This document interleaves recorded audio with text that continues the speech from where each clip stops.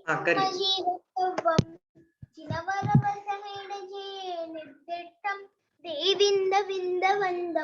वंदे सर्वदा शिरसा। बहुत बढ़िया, बहुत बढ़िया। चलिए, अपन सभी लोग महान ग्रंथ द्रव्य संग्रह जी पर अपना स्वाध्याय कर रहे हैं, जिसमें लास्ट क्लास तक अपन ने कितनी गाथाएं पढ़ ली हैं? कितनी गाथाएं हो गई हैं अपनी कंप्लीट? कौन बताएगा? हाँ कल्पना जी बताइए। 30 राइट राइट राइट। और लास्ट गाथा में, लास्ट क्लास में अपन ने क्या क्या पढ़ा था? रिवीजन किया था। हाँ रिवीजन नहीं किया था अपन ने, आगे का पढ़ा था ना। भावाश्रव के नाम और उसके भेद। हाँ भावाश्रव के नाम और उसके भेद, और भावाश्रव और द्रव्याश्रव की हमने डेफिनेशंस भी पढ़ी थी। ठीक है, तो हमने पढ़ा क्या था, मैं एक बार शॉर्ट में बता देता हूँ। 28वीं नंबर की गाथा से अपन ने चालू किया था, जो कि हमारा द्वितीय जो मेन अधिकार है, सप्त तत्व अधिकार, उसकी प्रथम गाथा है। 28वें नंबर की गाथा में सर्वप्रथम एक सूचक रूप वो गाथा है कि हम इस पूरे अधिकार में क्या पढ़ने वाले हैं।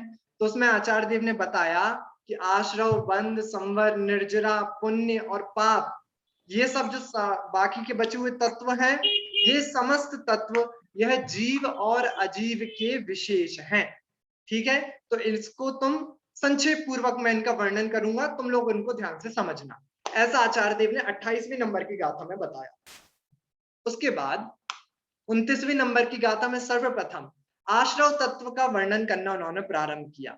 आश्रव तत्व का वर्णन करते हुए सबसे प्रथम उन्होंने भाव आश्रव की डेफिनेशन बताई थी। 28वीं गाथा की जो पहली लाइन थी प्लस अगली लाइन का हाफ पार्ट, इतने में उन्होंने भाव आश्रव की डेफिनेशन बताई थी। कौन कौन बता सकता है भाव आश्रव किसे कहते हैं? हाँ अरविंद अंकल बताइए। आत्मा के जिस परिणाम से कर्म आते हैं उसे हाँ। जिन्होंने भगवान ने भावाश्रव कहा है। बढ़िया, बहुत बढ़िया। आत्मा के जिन परिणामों के माध्यम से कर्म आते हैं उन्हें भाव आश्रव कहा जाता है। और द्रव्याश्रव किसे कहते हैं? फिर सिंपल सी परिभाषा है। द्रव्याश्रव कौन बताएगा? कौन बताएगा? कौन बताएगा? हाँ मीना आंटी बताइए।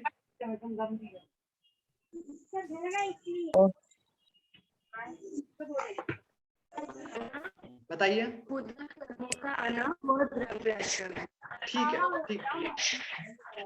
उद्गल कर्मों का आना उसे द्रव्य आश्रव कहा जाता है। ठीक है, इसके बाद हमने थोड़ी सी चर्चा इस पे करी थी कि भाई परिणाम होंगे मोह राग द्वेष वाले, भावाश्रव होंगे तो उससे द्रव्याश्रव हो जाएगा। द्रव्याश्रय का जब उदय आएगा तो फिर से जीव को मोह राग द्वेष हो जाएंगे। तो इस प्रकार तो ये चक्कर हमेशा चलता ही रहेगा, जीव इससे कभी छूट ही नहीं पाएगा।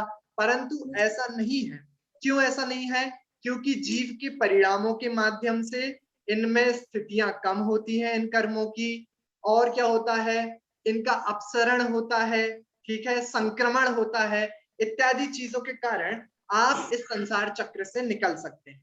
साथ ही हमने एक इतरेतराश्रय दोष भी समझा था। तो पूरा एग्जाम्पल देके मुझे कौन बताएगा कि इतरेतराश्रय दोष क्या होता है, और इस कंडीशन में मतलब भाव आश्रव और द्रव्य आश्रव वाली कंडीशन में वह दोष क्यों नहीं लगता, ये कौन बताएगा? हाँ वर्षा पंचौली जी बताइए।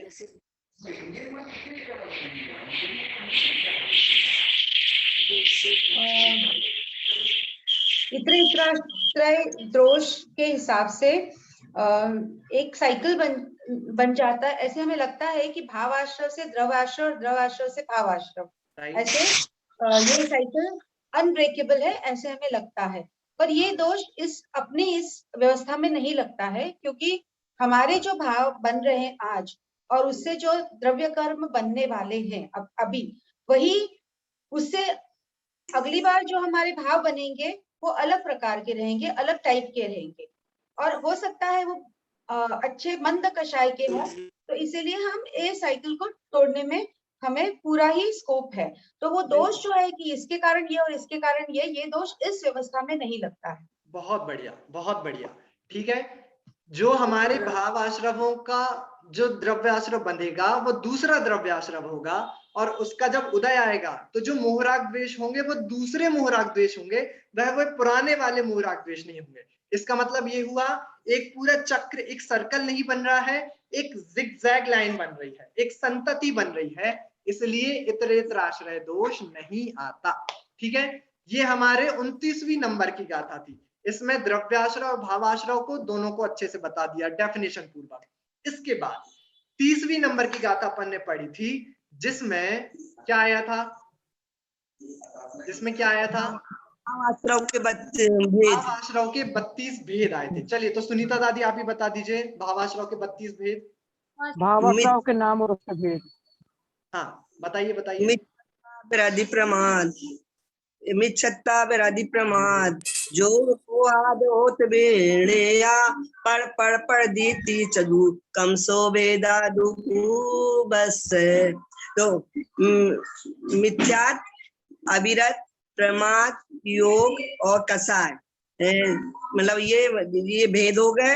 और मिथ्यात 5, अविरत 5 और प्रमाद 15 और योग 3 और कसाय 4। इस प्रकार भाव आश्रव के जो भेद मतलब हुए, और हाँ 32 भेद हुए भाव आश्रव के।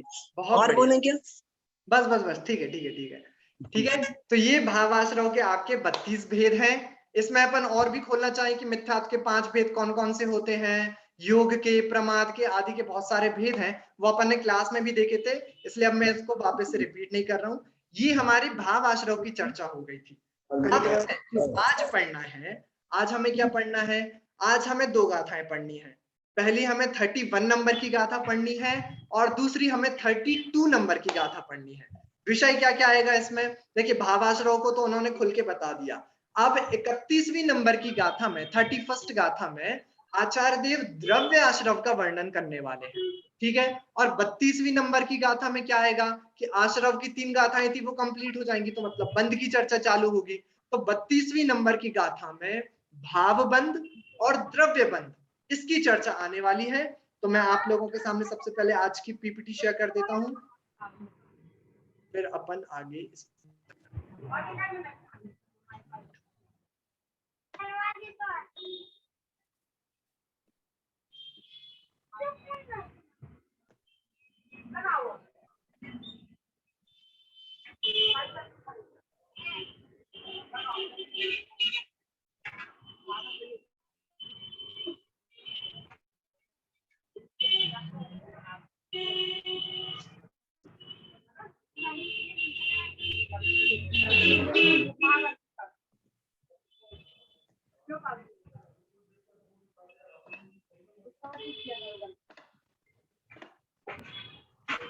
दिख रहा है सबको?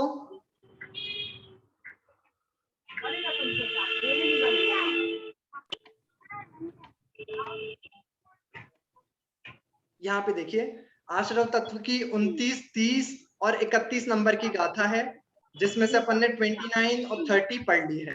31 भी आज अपन पढ़ने वाले हैं और प्लस बंध तत्व की 32वीं नंबर की गाथा भी आज अपन पढ़ने वाले हैं। ठीक है, चलिए देरी नहीं करते हैं। 31 नंबर की गाथा, जिसमें द्रव्य आश्रव का विशेष स्वरूप आचार्य देव बताने वाले हैं। अपन एक साथ पहले गाथा का पाठ करते हैं, उसके बाद इस पे चर्चा करते हैं। वर्णादीणं योगं जं पुग्गलं समासवदि तव्वासवोषणेयो अणेयवेयोजनापादो।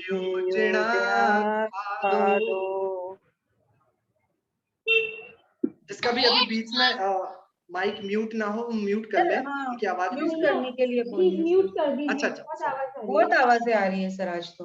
हाँ, अपने अपने माइक को चेक करते रहे, अगर आपका अनम्यूट हो तो उसको म्यूट कर ले, क्योंकि बाकी लोगों को फिर आवाज नहीं आती है क्लास में।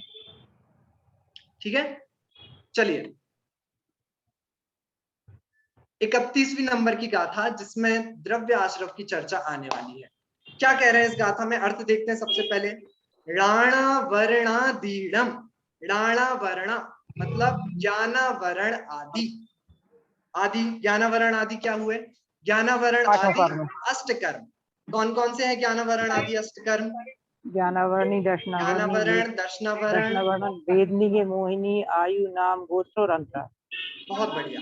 ठीक है, ये 8 कर्म हैं जिसके बारे में वो बताने वाले हैं। जोगम जम पुग्गलम समासवधि। जोगम मतलब होने योग्य, मतलब जो अष्ट कर्म के होने योग्य है, अष्ट कर्म रूप होने योग्य है। कौन? जम पुग्गलम, जो पुद्गल। कर्म रूप कौन सी पुद्गल होती है? कारमार वर्गणा ही होती है। ठीक है, तो जो जो कारमार वर्गणा पुद्गल पौद्गलिक कर्म रूप होने योग्य है, समासवधि आते हैं। दव्वासवो सणेयो, उसे द्रव्य आश्रव जानना चाहिए। और क्या लिखा आगे? अणेय भेयो, वह अनेक भेद वाला है। अणेय भेयो मतलब अनेक भेद, अनेक भेद वाला है। ऐसा किसने कहा है? कि जिणक खादो, ऐसा जिनेंद्र भगवान ने कहा है। तो टोटल गाथा का अर्थ क्या हो गया? कि ये जो ज्ञानावरण आदि 8 प्रकार के कर्म रूप होने योग्य जो पौद्गलिक कर्म, पौद्गलिक वर्गणाएं हैं, कारमान वर्गणाएं हैं। सर प्लीज म्यूट कर दीजिए ना। Sorry to interrupt you, but there is a lot of disturbances.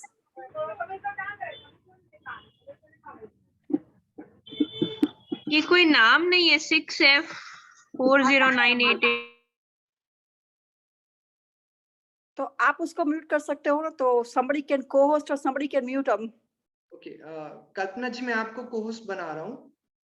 अगर बीच में मतलब किसी की आवाज आती है तो आप उसको म्यूट कर दीजिएगा, ठीक है? Okay, thank you.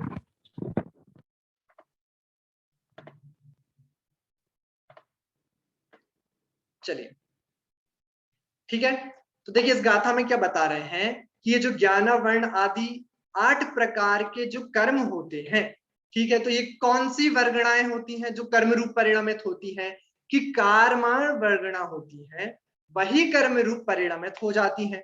ठीक है, तो ज्ञानावर्ण आदि 8 कर्मों के होने योग्य जो कारमार वर्गणा है, उनका आना, ठीक है, उसको द्रव्य आश्रव कहा जाता है। जिसको अपन ने पहले भी पढ़ा है कि कर्मों का आना उसे ही द्रव्य आश्रव कहा जाता है। अब आचार्य देव कह रहे हैं कि यह जो 8 कर्म है ना, ये कर्म है, ये अनेक भेयो, ये अनेक भेद वाले हैं, इनके अनेक भेद प्रभेद होते हैं। ऐसा किसने कहा? कि ऐसा जिनेंद्र भगवान ने कहा। जिणक खादो, जिनेंद्र भगवान ऐसा कहते हैं। ठीक है, तो ये तो गाथा का सिंपल सा अर्थ हो गया। अब इसमें अपन क्या विशेष चर्चा करने वाले हैं, देखिए। सबसे पहले मैं आप लोगों से ये चीज पूछना चाहूंगा। आप लोग बताइए सबसे पहले, कर्म की जो हमारे अष्ट कर्म हैं उनकी टोटल कितनी प्रकृतियां होती हैं? हैंड रेज करके बताना है, अपने आप को अनम्यूट नहीं करना है पहले से। पहले हैंड रेज करिए। कौन कौन बता सकता है कर्म की कितनी प्रकृतियां होती हैं टोटल? हाँ, माया आंटी बताइए। 148।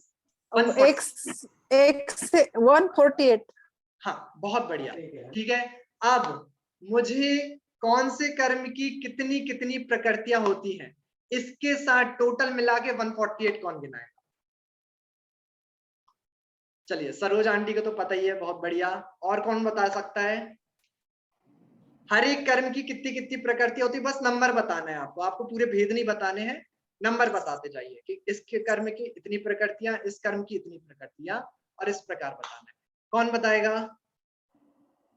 हाँ, बिमलेश जैन जी बताइए। ज्ञानावरण की 8, हाँ, दर्शनावरण की 9, ज्ञानावरण की 8 नहीं, ज्ञानावरण की 5। हाँ 5। मैं गाड़ी में हूँ वैसे भैया। हाँ हाँ, बताइए। ज्ञानावरण की 5 और दर्शनावरण की 9, हाँ, और मोहिनी के 28, बहुत बढ़िया। अंतराय की 5, बहुत बढ़िया। आयु की 4, हाँ, और गोत्र की 2, वेदनीय की 2, और हाँ। और कौन सा रह गया भैया? आयु, गोत्र, नामकर्म की 93। 93। बहुत बढ़िया, बहुत बढ़िया। ठीक है, गाड़ी में तो हूँ इन भैया सब और सफर कर रही हूँ रास्ते में। कोई बात नहीं, कोई बात नहीं, बिल्कुल सही आंसर है आपका। अगर आप इन सबको टोटल कर देंगे तो 148 कर्म प्रकृतियां हो जाती हैं। ठीक है, जिसको याद नहीं है देखिए स्क्रीन पे आप लोगों के लिए सामने मैंने लिख दी है। ज्ञानावरण की 5 प्रकृतियां होती हैं, मति ज्ञान आदि। दर्शनावरण की 9 होती हैं, चक्षु दर्शन आदि। मोहिनी की 28 प्रकृतियां होती हैं। कौन कौन सी?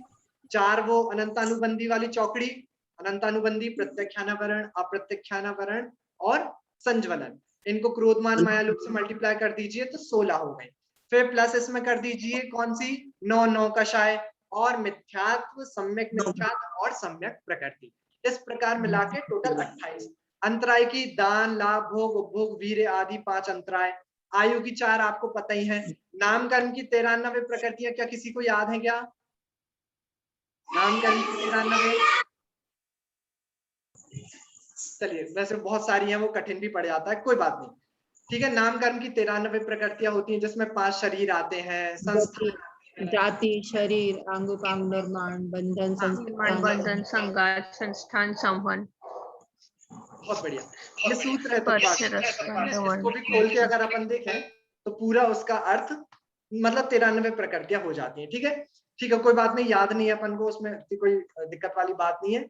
गोत्र आपको पता ही है, उच्च और नीच गोत्र, और वेदनीय, साता और असाता। ठीक है, और ये तो हो गए, ये तो हो गई कर्म की प्रकृतियों की बात। ठीक है, यदि परिणामों के हिसाब से देखें तो इन्हीं कर्मों के असंख्यात लोक प्रमाण भेद भी बन जाते हैं। अगर हम कर्म प्रकृतियां ना देखें, यदि हम परिणामों की अपेक्षा देखें तो असंख्यात लोक प्रमाण टाइप के कर्म भी आप मान सकते हैं। इसके बाद ये तो हो गई थोड़ी कर्म प्रकृतियों वाली बात, लेकिन मैं आज आप लोगों के साथ एक दूसरी चर्चा भी करना चाहूंगा नवीन बंध के बारे में, जिसको मुख्य रूप से पंडित श्री टोडरमल जी ने अपने द्वितीय अधिकार मोक्ष में प्रकाशक जी के लिया है। उसके लिए एग्जाम्पल भी आप लोगों के स्क्रीन के सामने दिख रहा होगा। देखिए एग्जाम्पल क्या है। सबसे पहले नवीन बंध विचार में पंडित श्री टोडरमल जी उदाहरण देते हैं, जिस प्रकार बादल हो जाते हैं, जैसे अभी आप बरसात का मौसम आप लोग देख ही रहे होंगे, हमारे यहाँ भी बहुत सारे बादल हैं। जब तक बादल रहते हैं तब तक जो सूर्य का प्रकाश है, ठीक है, वो कंप्लीटली उस धरती पे नहीं आ पा रहा ना। ठीक है, आंशिक प्रकाश बस सूरज का इस धरती तक पहुंच पाता है, जिसके कारण कि मेघ पटल के आवरण होने के कारण, जब तक मेघ पटल का आवरण है तब तक सूर्य अपने पूर्ण तेज के साथ प्रकाशित नहीं हो पाता। ठीक है, तो अब मैं आप लोगों से पूछता हूं, पहली बात ये बताइए कि क्या जितना सूर्य का प्रकाश हमारे सामने उद्भव नहीं हो पा रहा, सद्भाव जिसका नहीं दिख पा रहा, क्या उतने सूर्य का प्रकाश का अभाव हो गया है या फिर कुछ देर के लिए आवरण हो गया? चलिए उत्तर मत दीजिए, मैं आप लोगों के सिर आप लोगों ने ऐसे हिला दिया, मैं समझ गया कि आवरण मात्र हुआ है, उनका अभाव नहीं हुआ है सर्वथा। ठीक है, तो इसका मतलब क्या हुआ कि जब तक वो मेघ पटल उस सूर्य के सामने है तब तक तो वो सूर्य नहीं पूरे तरीके से फैल पाएगी रोशनी उसकी, लेकिन जैसे ही वह आवरण हटता है तो सूर्य का प्रकाश धरती में चारों ओर फैल जाया करता है। ठीक है, पहली बात तो ये। दूसरी बात, इसका ही सिद्धांत अब कौन बताएगा? कर्मों और स्वभाव के ऊपर, कर्म और स्वभाव पर इसी का सिद्धांत घटित करके कौन दिखाएगा? सरल है, जब तक आवरण है तब तक सूर्य का प्रकाश नहीं आ पा रहा, जब आवरण हट जाएगा तो सूर्य का प्रकाश फैल जाएगा। इसका सिद्धांत क्या हुआ? शशि दादी बताइए, सिद्धांत क्या हुआ? जब तक कर्मों का आवरण, कर्म हमारे हैं तब तक हमारा ज्ञायक स्वभाव पूर्ण रूप से दिखाई नहीं देगा, या मतलब उसको हम नहीं पहचान पाएंगे या जान पाएंगे। नहीं नहीं नहीं नहीं नहीं नहीं, मतलब उसकी स्वभाव पूर्णता प्रकट नहीं हो पाएगा, प्रकट नहीं हुआ। हाँ हाँ, ठीक, बहुत बढ़िया। ठीक है, तो जब तक ज्ञानावरण आदि कर्मों का आवरण रहेगा तब तक इस जीव का जो पूर्ण स्वभाव है वह कभी भी प्रकट नहीं हो पाएगा। ठीक है, देखिए तो मैंने नोट्स में आपके लिए क्या क्या लिख दिया है। कर्म की आवरण के कारण जितना स्वभाव का अंश प्रकट नहीं है उतने का उस काल में अभाव है। अब लेकिन यहाँ पर अभाव का मतलब क्या? यहाँ पर अभाव का मतलब क्या, कौन बताएगा? टोडरमल जी की भाषा है ये, टोडरमल जी ने ही मुक्ष्म प्रकाशक में लिखा कि कर्म के आवरण के कारण जितना स्वभाव का अंश प्रकट नहीं है उतने का उस काल में अभाव है। अभी तो भैया आपने बोला था कि अभाव नहीं है, वो तो सिर्फ ढका हुआ है, और टोडरमल जी लिख रहे हैं कि उस काल में अभाव है। तो फिर क्या क्या मतलब हुआ इसका? प्रकट नहीं होना। हाँ, प्रकट नहीं हो पा रहा इस कारण अभाव कह दिया।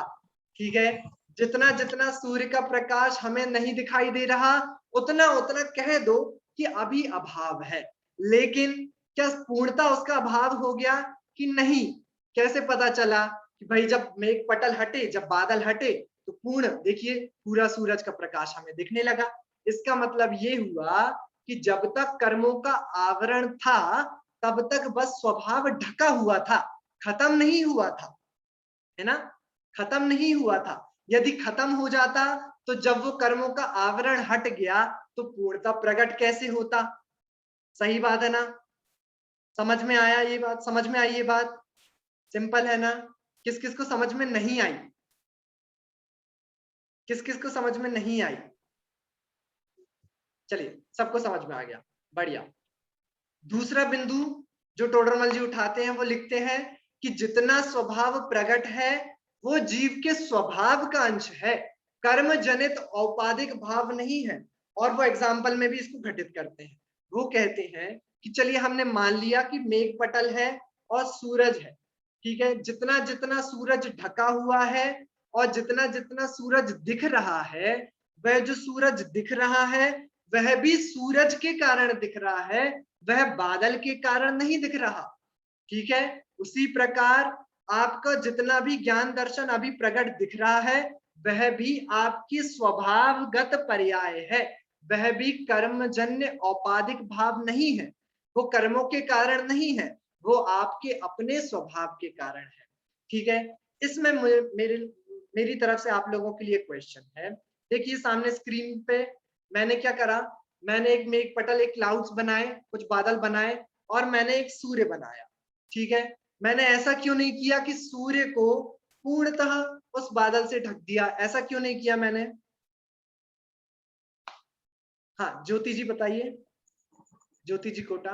क्योंकि ऐसा कभी नहीं होता कि कर्म पूरी तरीके से ज्ञान को समझे और ज्ञान शून्य हो जाए, कभी पॉसिबल बहुत नहीं। बढ़िया।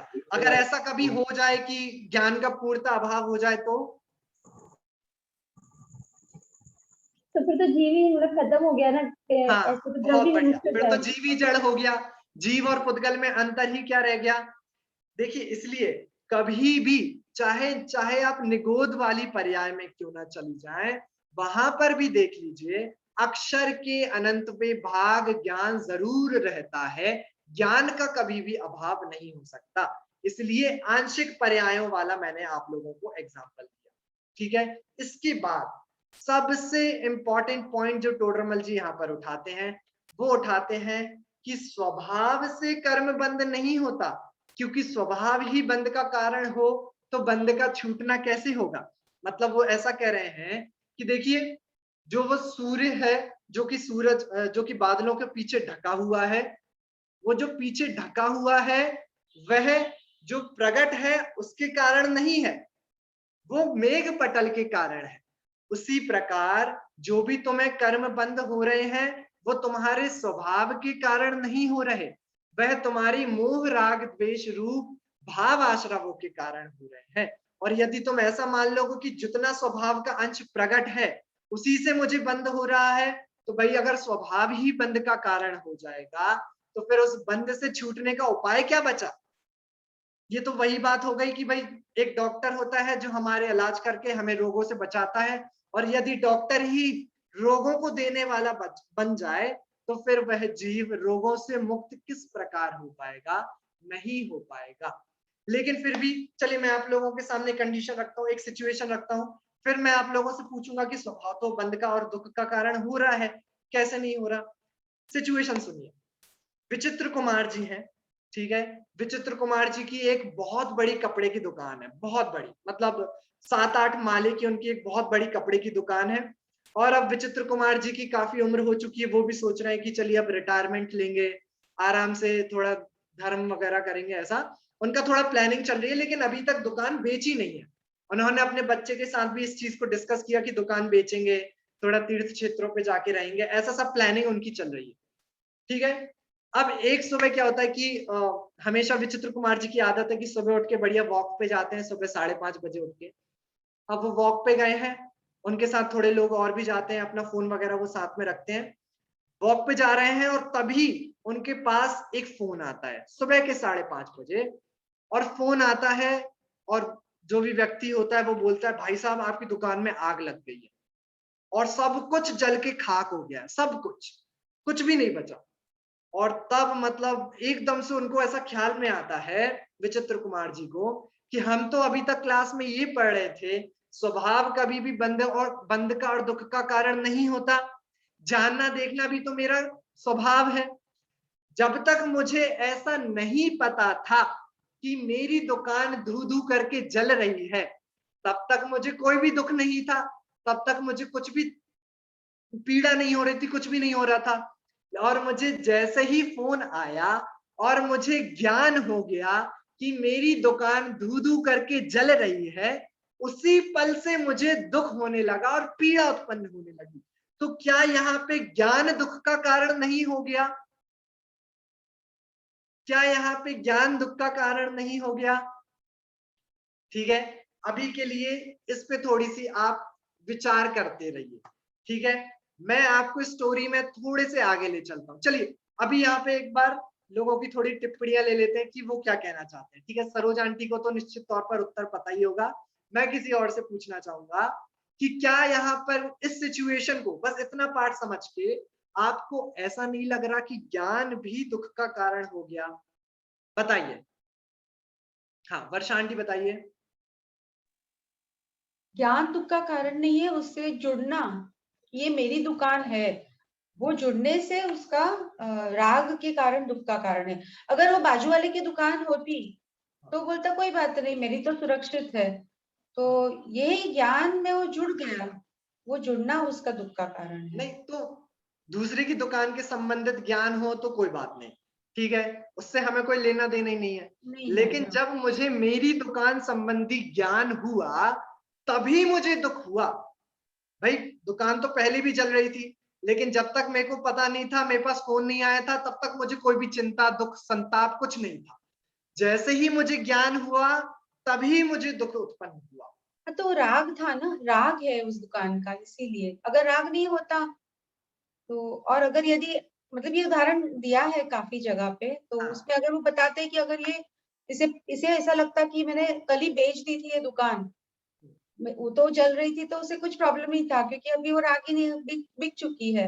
और अगर तीसरे क्षण पता चलता, बेटे ने बोलता अरे बिकी नहीं, अभी पैसा नहीं आया है अपने पास, तो फिर वो राग हो जाता कि अरे मेरा तो नुकसान हो गया। तो वो ज्ञान नहीं है, वो राग है, वो उसके साथ वो खिंचाव है, वो अटैचमेंट है, वो दुख का कारण है। बहुत बढ़िया, बहुत बढ़िया। ठीक है, बहुत सही। मैं मतलब आपने ये पढ़ा हुआ है, ये स्टोरी सुनी हुई है, मैं बाकी लोगों के लिए स्टोरी को थोड़ा और आगे लेके चल रहा हूँ। ठीक है, अब समझिए, अब विचित्र कुमार जी को पता लग गया है कि भाई मेरी दुकान धू धू करके जल रही है। ठीक है, अब वो दौड़े दौड़े दौड़े वहां पे, एकदम आंखों से आंसू बह रहे हैं, और दौड़ दौड़ के अपने घर पे पहुंचे। घर पे वाइफ थी, उनसे बोला अरे तुम्हें पता चला कि अपनी दुकान धू धू करके जल रही है? और वाइफ आराम से बैठ के बढ़िया टीवी देख रही है, उन्हें कुछ फर्क ही नहीं पड़ रहा है। उन्होंने बोला अरे तुम्हें समझ में आ रहा है अपनी दुकान धू धू करके जल रही है? अपने इतने वर्षों से हमने दुकान बनाई थी, हमारी मतलब एक एक ईंट अपन ने उसमें रखी थी, हमारी मेहनत जल रही है और तुम्हें कोई फर्क ही नहीं पड़ रहा है। और उनकी वाइफ एकदम शांति से बोलती है अरे टेंशन मत लो, बेटे ने कल ही वो दुकान बेच दी थी। और जैसे ही विचित्र कुमार जी ने ऐसा सुना कि बेटे ने कल ही दुकान बेच दी थी, एकदम से वो जो दुख के आंसू थे वो एकदम से सुख के आंसू में परिवर्तित हो गए। ठीक है, अभी तक रो रहे थे, अब हंसने लगे, मुस्कुराने लगे। अंतर क्या हुआ? ज्ञान तो वही है कि भाई दुकान पहले भी जल रही थी, दुकान अभी भी जल रही है, लेकिन अंतर क्या हो गया ऐसा कि अभी तक दुख और संताप हो रहा था, लेकिन अब वह दुख और संताप नहीं हो रहा। कौन बताएगा अंतर क्या हो गया? वर्षा आंटी ने तो एकदम क्लियर करके बता ही दिया है, लेकिन बाकी लोगों से पूछना चाहूंगा अंतर क्या हो गया। हाँ रितु चाची बताइए।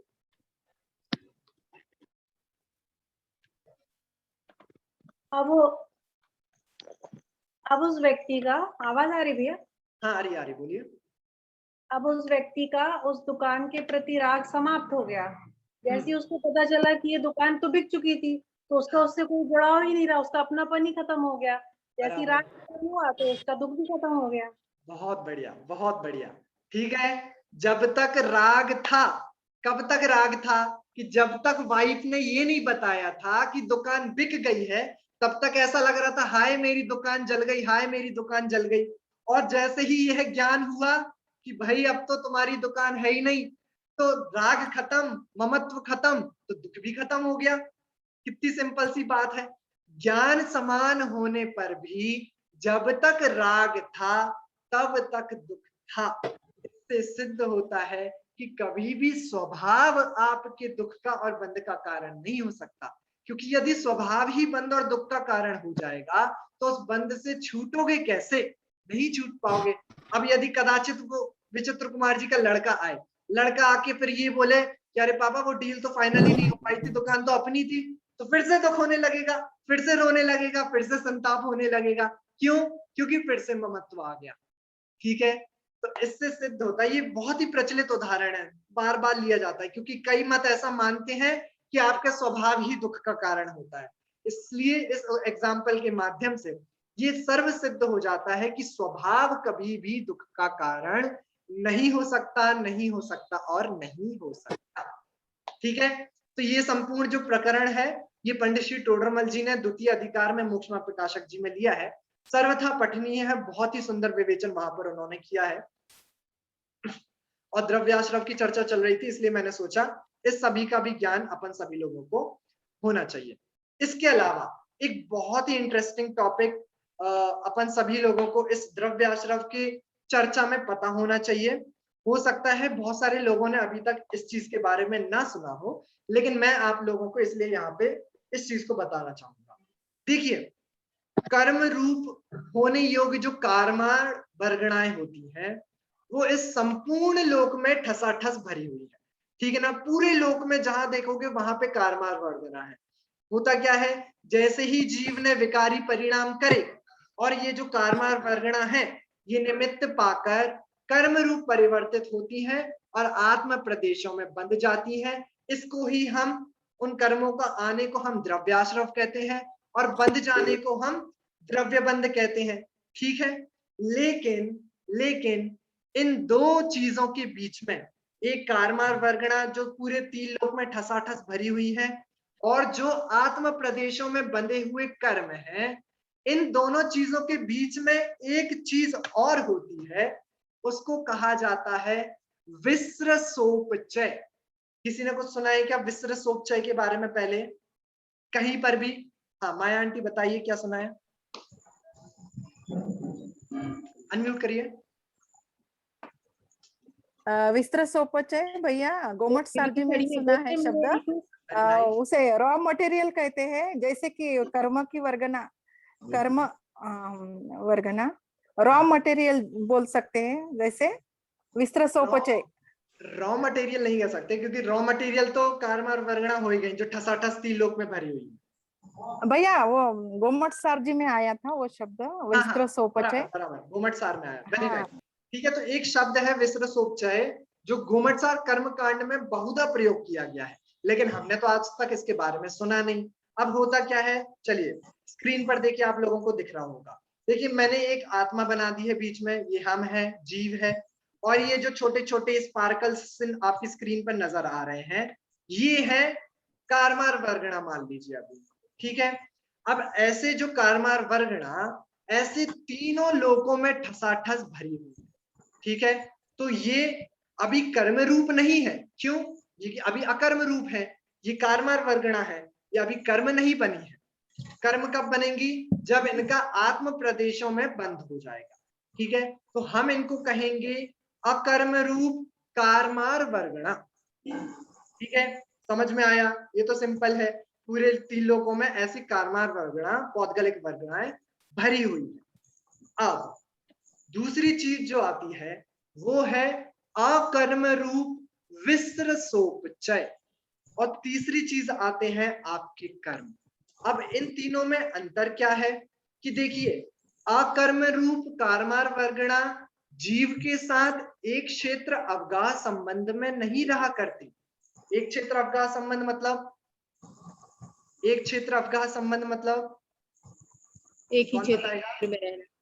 हाँ, एक ही क्षेत्र में रहना, ठीक है, एक ही क्षेत्र में निमित्त नैमित्तिक संबंध पूर्वक इस प्रकार से रहना, या फिर निमित्त नैमित्तिक संबंध भी मत मानिए, एक ही क्षेत्र में रहना। अब देखिए, जो ठसाठस तीन लोक में कारमार वर्गणा भरी हुई है, उनसे जीव का कोई लेना देना नहीं है।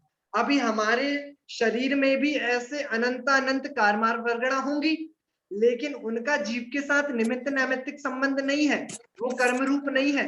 इसलिए जब वो उनका ना हमारे पास उदय आता है, ना ही वो हमें कुछ दुख पीड़ा आदि कुछ भी हर्ष विषाद करने में निमित्त बन सकते। क्या फिर जो विसृसोपचय है वो हमें दुख संताप या फिर उदय दे सकता है क्या? विसृसोपचय क्या हमें दुख संताप कुछ दे सकता है क्या? कि विसृसोपचय भी कुछ नहीं दे सकता। तो विसृसोपचय फिर है क्या? विसृसोपचय मात्र इतना है कि इसका विसृसोपचय क्या होता है कि बस आत्म प्रदेशों के साथ एक क्षेत्र अवगाह संबंध में तो रहता है, लेकिन इनका जीव के परिणामों के साथ निमित्त नैमित्तिक संबंध कुछ भी नहीं होता। इसका मतलब ये हुआ कि यह अभी प्रॉपर कर्म नहीं बने हैं। ये जो बाहर वाली कारमार वर्गणा है, ये वो भी नहीं है। ये जो प्रॉपर कर्म होते हैं जिनका उदय आता है, फिर जीव को उस पे उदय मिलता है, ये वो भी नहीं है। ये बीच वाली प्रोसेस है।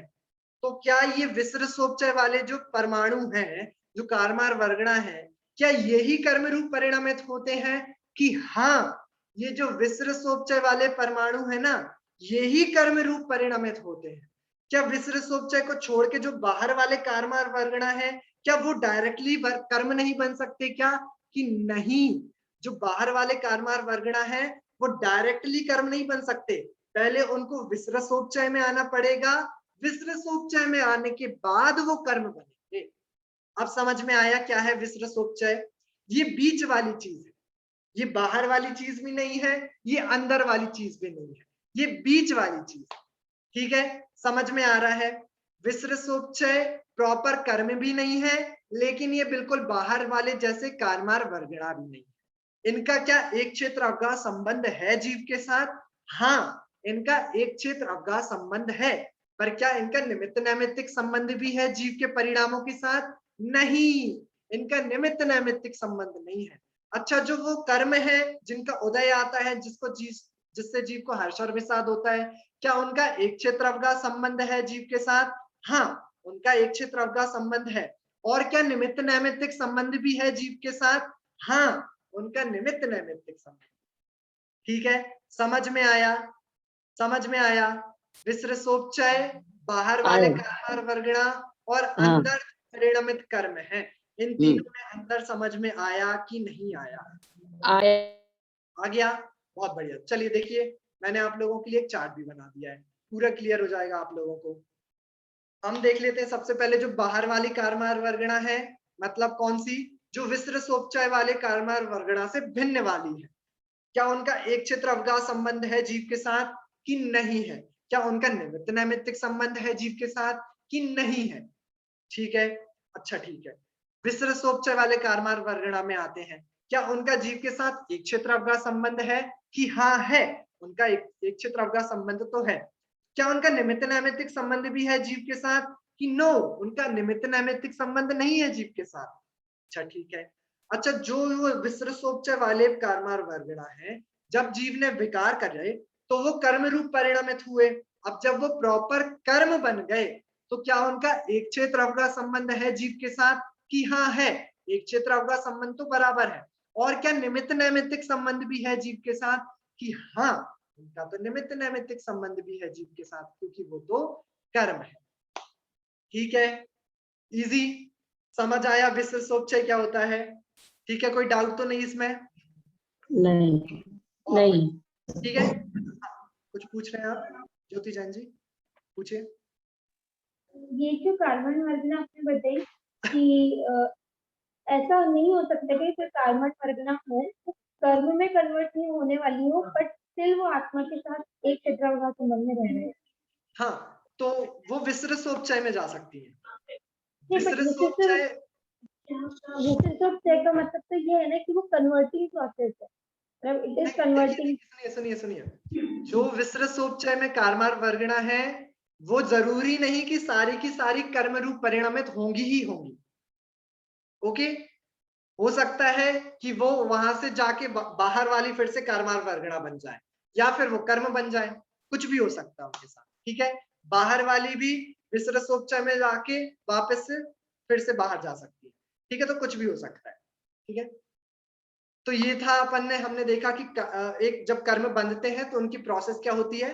बाहर वाले कारमार वर्गणा सबसे पहले विसर्जोपचय में आते हैं, मतलब जीव के एक चित्रावगाह में आते हैं। उसके बाद फिर वो कर्म रूप परिणामित हो जाते हैं। तो फिर जब वो उनका उदय आता है तो जीव के परिणामों के साथ उसका निमित्त नैमित्तिक संबंध भी बन जाया करता है। ठीक है, तो इस प्रकार से हमने 30 नंबर की गाथा पढ़ी, 31 नंबर की गाथा पढ़ी, जिसमें द्रव्य आश्रव की पूरी चर्चा आई। इसमें हमने कर्म प्रकृतियां देखी कौन कौन सी होती है। साथ में ही मोक्षमा प्रकाशक जी के द्वितीय अधिकार में जो मेघ पटल और सूर्य का उदाहरण लेके बहुत अच्छे 3 पॉइंट्स लिए हैं, हमने वह भी देखे। साथ ही साथ हमने विसर्जोपचय भी समझा कि विसर्जोपचय क्या होता है। ठीक है, अब हम इसके आगे, हमारे पास थोड़ा सा टाइम और है, अपन 32 नंबर की गाथा अपन को आज और पढ़नी है। यहां तक आपके आश्रव तत्व का वर्णन खत्म हो गया है। 32वीं गाथा और 33वीं गाथा में आचार्य देव बंध तत्व का वर्णन करने वाले हैं, जिसमें आज अपन 32वीं गाथा यहाँ पर पढ़े। ठीक है, जिसमें द्रव्य बंध और भाव बंध की छोटी सी चर्चा है, बहुत सिंपल सी चर्चा, आप लोग बहुत बार पढ़ चुके हैं, वह आएगी। चलिए गाथा पाठ करते हैं एक साथ।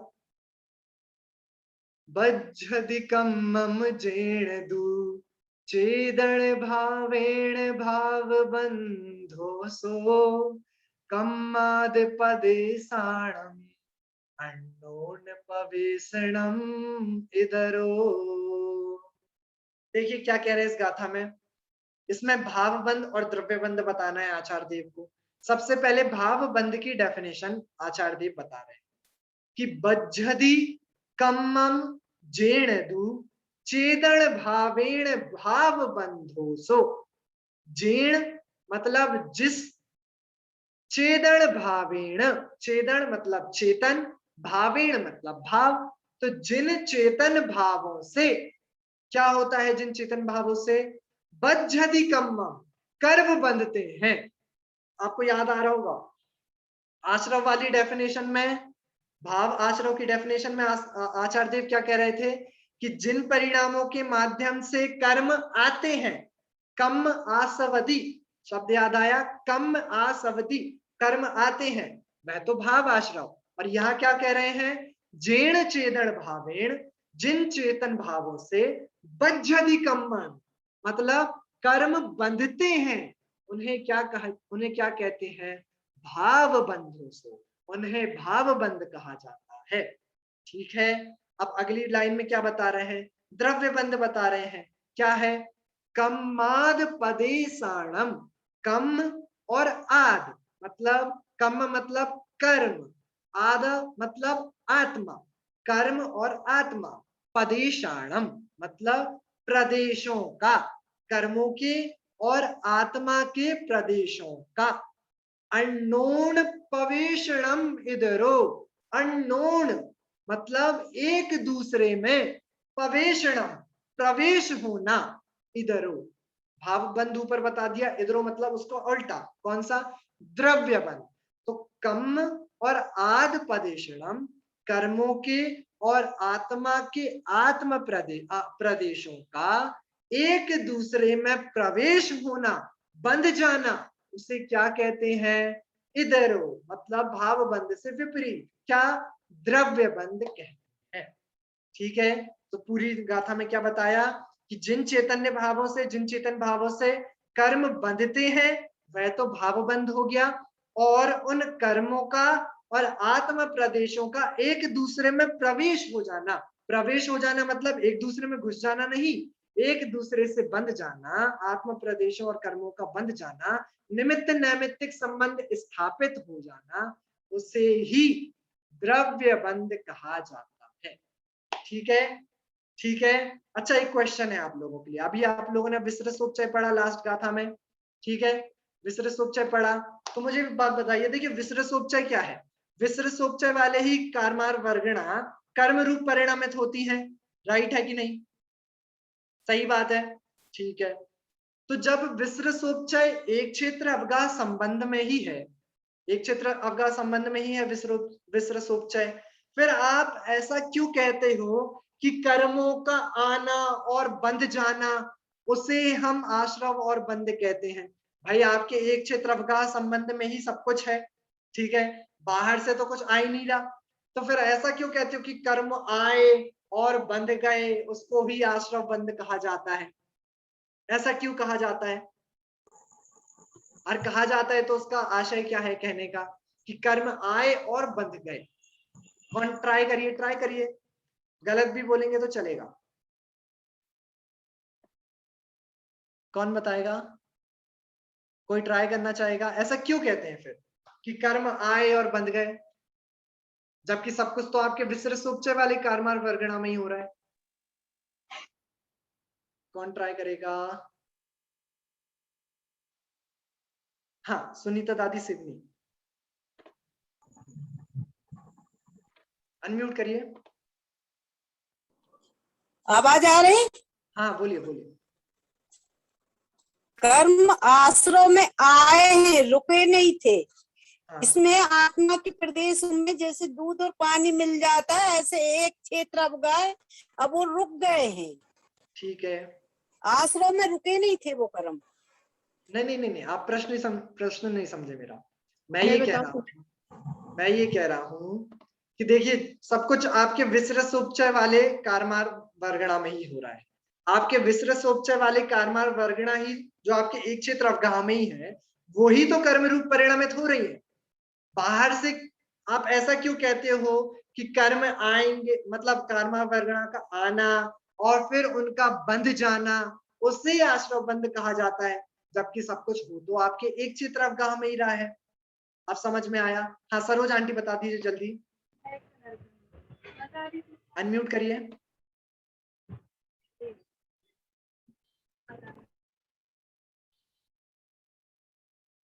सरोज आंटी अनम्यूट करिए। जो कारमाण वर्गणाएं पहले विश्वसोपचय रूप थी, अब वही कारमाण वर्गणाएं कर्म रूप होकर निमित्त नैमित्तिक संबंध से उन्हें फलदान देने की शक्ति आ गई। इसलिए ऐसा कहा जाता है कि कर्म आए और बंध गए। बहुत बढ़िया, बहुत बढ़िया, बिल्कुल सही उत्तर है। मतलब एक क्लास तो आप लोगों को बस सरोज आंटी से ही पढ़नी चाहिए। सरोज आंटी बहुत ही मतलब अलग ही लेवल की अंडरस्टैंडिंग है उनकी। देखिए हमें भी पता है कि सब कुछ विसृत सोपचय में ही हो रहा है, आपके एक क्षेत्र अवगाह संबंध में ही सब कुछ हो रहा है, लेकिन यह समझाने के लिए कि अब तक विसृत सोपचय वाले जो कारमार वर्गणा थे उनका आपके साथ निमित्त नैमित्तिक संबंध नहीं था, बस वो आपके एक क्षेत्र में रह रहे थे, लेकिन अब उनका आपके साथ निमित्त नैमित्तिक संबंध भी घटित होगा। ऐसा बताने के लिए बस ऐसा कह दिया जाता है कि कर्मों का आना वह आश्रव और रुक जाना, बंध जाना वह बंध कहलाता है। समझ आया? ये सिंपल सी एक छोटी सी बात थी। और इस गाथा में एक दूसरी विशेष बात, ये कौन बताएगा? भाव आश्रव और भाव बंध में कैसे अंतर करेंगे आप लोगों में से कोई बताए? भाव आश्रव और भाव बंध में कैसे अंतर करोगे? देखिए क्योंकि प्रश्न क्यों उठा, ये प्रश्न इसलिए उठा क्योंकि आश्रव भाव आश्रव की डेफिनेशन में आचार्य देव ने कहा कि जिन परिणामों के माध्यम से कर्म आते हैं, ठीक है, वो भाव आश्रव। और भाव बंध की डेफिनेशन में क्या कहा? जिन परिणामों के माध्यम से, जिन चैतन्य भावों के माध्यम से कर्म बंधते हैं। अब एक बात बताइए, क्या ये दोनों परिणाम अलग अलग हैं क्या? क्या ये परिणाम दोनों अलग अलग हैं क्या? जिन परिणामों से कर्म आते होंगे वो परिणाम अलग है और जिन परिणामों से बंधते होंगे वो अलग है, ऐसा कुछ है क्या? हाँ बताओ मैं। हाँ बताइए वर्षा आंटी। जैसे सम्यक दृष्टि के भी आश्रव होता है, लेकिन बनता नहीं है, उन्हें कर्म बनते नहीं है। तो भाव आश्रव होते हैं लेकिन भाव बंद नहीं होता है उन्हें सम्यक दृष्टि के, तो उस प्रकार का डिफरेंस होगा कोई? नहीं ऐसा नहीं कह सकते उनको आश्रम होता है बंद नहीं होता। ठीक है, बंद भी होता है। चल नहीं ठीक है, आप ट्राई करा, बहुत बढ़िया। और कोई ट्राई करना चाहेगा? मतलब इस अपेक्षा से अपन अंतर नहीं कर सकते। कुछ भी प्रश्न तो समझ में आ गया ना आप लोगों को? हम क्यों अंतर देखने की कोशिश कर रहे हैं इसमें? कारण और कार्य। कैसा कारण और कार्य सरोज आंटी? भावाश्रव कारण है और बंध होना उनका कार्य है। ठीक है, ठीक है। एक अपेक्षा, इस अपेक्षा से अपन डिफरेंस कर सकते हैं कि भाव आश्रव है वह कारण है और जो भाव बंध है वह कार्य है। ठीक है, एक डिफरेंस तो आपका ये भी हो गया। दूसरा देखिए, भाव आश्रव और भाव बंध में परिणामों की अपेक्षा से कोई अंतर नहीं है, क्योंकि भाव आश्रव वाला परिणाम कोई और होगा, भाव बंध वाला परिणाम कोई और होगा। ऐसा तो तीन काल में संभव नहीं है, ऐसा तो बिल्कुल भी वस्तु व्यवस्था नहीं है। परिणाम तो वही है, लेकिन अंतर क्यों कर रहे हो? अंतर हम मात्र इसलिए कर रहे हैं क्योंकि द्रव्य बंध अलग चीज है और द्रव्य आश्रव अलग चीज है। अब समझ आया? इनके जो अंतर हो रहे हैं ना, वो द्रव्य आश्रव और द्रव्य बंध के कारण हो रहे हैं। द्रव्य आश्रव मतलब कर्मों का आना, अभी बंधे नहीं है, सिर्फ कर्मों का आना, और उनका आत्म प्रदेशों से बंध जाना, वो द्रव्य बंध। अब इनके विपक्ष हमें भाव आश्रव और भाव बंध खड़े करने पड़े और ऐसा बोलना पड़ा कि जिन परिणामों से कर्म आते हैं वो भाव आश्रव और जिनसे बंध जाते हैं वो भाव बंध। ऐसा मात्र कथन का अंतर है और कोई इनमें अंतर नहीं समझना चाहिए। ठीक है, मैंने इसलिए आप लोगों की स्लाइड में वही लिखा है, भाव आश्रव में कर्म के आश्रव की निमित्तता है और भाव बंध में कर्म के बंध की निमित्तता है। ठीक है, और कोई अंतर इसमें नहीं है। हाँ, और भी डीप में जाके हम इसमें अंतर कर सकते हैं कि जो कर्मों का उदय आया, आप उसमें जुड़े ना, इस अपेक्षा से भी अंतर कर सकते हैं, लेकिन वो बहुत ही डीप है और उसमें थोड़ी और क्लैरिटी लगेगी, इसलिए अभी मैं वो विषय नहीं उठा रहा हूँ। यहाँ पर तक हमने आज 31 नंबर की गाथा जिसमें द्रव्याश्रव की चर्चा थी और 32 नंबर की गाथा जिसमें द्रव्य बंध और भाव बंध की छोटी छोटी डेफिनेशंस थी। आज अपन ने 2 गाथाएं पढ़ी और आज अपन ने काफी सारी नई नई चीजें भी पढ़ी, विसृत सूक्ष्म वगैरह। हाँ, ज्योति जैन जी कुछ पूछ रहे हैं? हाँ पूछिए। यानी इसका मतलब ये है क्या कि ऐसे भी परिणाम हो सकते हैं जिनसे आश्रव तो हो जाए पर बंध ना?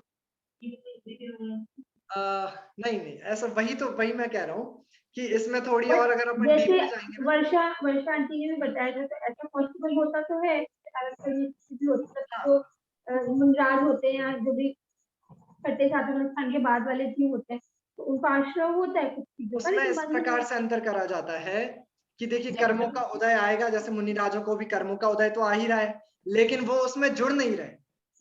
ठीक है, वो उससे भेद विज्ञान कर रहे हैं। और कुछ उदय तो डिफरेंट चीज होगी ना, दैट इज मतलब आगे तो फर्दर प्रॉब्लम आफ्टर दैट बंध आश्रव और बंध के बाद की सिचुएशन है उदय। तो आई एम टॉकिंग अबाउट अगर एक बार आपके कर्म भाव आश्रव हो गया, मतलब आपके परिणाम वैसे हो गए, फिर आप भाव आश्रव और भाव बंध में अंतर नहीं कर पाओगे। केवल अरहंत भगवान के 7 आश्रव जो उपचार से माने गए हैं, कसाई के अभाव में बंध नहीं हो पाता है। आते तो हैं पर स्थिति और अनुभाव नहीं पड़ता है। वो भी द्रव्य आश्रव की चर्चा है। ईर्यपत आश्रव भी, वो भी तो द्रव्य आश्रव की चर्चा है। भाव आश्रव में जो हम परिणामों की बात ले रहे हैं ना, भाव आश्रव और भाव बंध में समझिए परिणामों में कोई अंतर नहीं है, वो एक ही परिणाम की चर्चा चल रही है। फिर आप ऐसे 2 शब्द क्यों कह रहे हो? वो 2 शब्द मात्र हमें द्रव्य आश्रव और द्रव्य बंध के कारण कहने पड़ रहे हैं। ठीक है, चलिए आज का अपना समय हो गया है। अगर किसी और को कुछ और प्रश्न हो तो अपन जिनवाणी स्तुति के बाद थोड़ी देर रुक जाएंगे, वहां पे आप लोग प्रश्न पूछ सकते हैं। ठीक है, अभी अपन सभी लोग जिनवाणी स्तुति करें। निज निधि निज में बताई यह अनंत उपकार है, उसके लिए जिन वाणी माँ को वंदना शत बार है। नौ बार। जिन्हें सभी को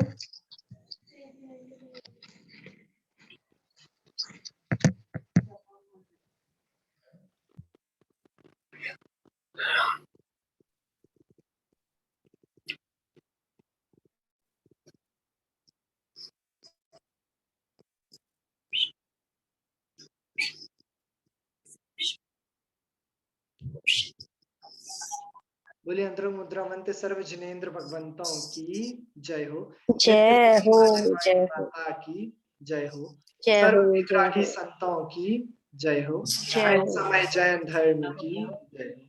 सभी जय लोगों को हो। सादर जय जिनेंद्र। जय जिनेंद्र भैया जी, जय जिनेंद्र। जय जिनेंद्र, जय जय जिनेंद्र। जय जिनेंद्र भैया जी। जय जिनेंद्र सिंह को